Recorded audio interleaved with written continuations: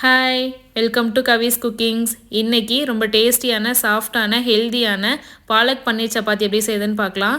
அதுக்கு ஒரு மிக்ஸி ஜாரில் கொஞ்சமாக பாலக்கீரை, 5-6 பல்லு பூண்டு, 2 பச்சை மிளகா, ஒரு துண்டு இஞ்சி, கொஞ்சமாக பன்னீர் சேர்த்துக்கோங்க.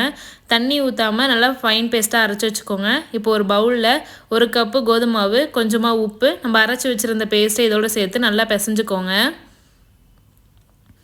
இந்த மாதிரி நல்லா சாஃப்டாக பிசைஞ்சதுக்கப்புறம் மேலே கொஞ்சமாக எண்ணெய் தடவி ஒரு 1/2 அன் ஹவர் நல்லா ஊற வச்சிடலாம்.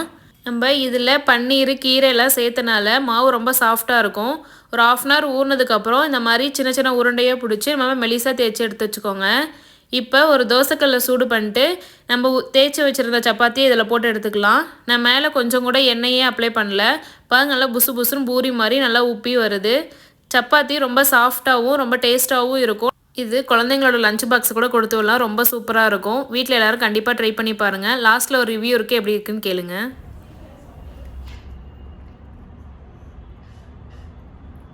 செம்மையாக இருக்குது, எம்மையாக இருக்குது. குழந்தைங்களுக்கு செஞ்சு கொடுங்க. ரொம்ப சாஃப்டாகவும் இருக்குது. உங்களுக்கு பிடிச்சிருந்துச்சுன்னா சப்ஸ்கிரைப் பண்ணுங்கள். தேங்க்யூ.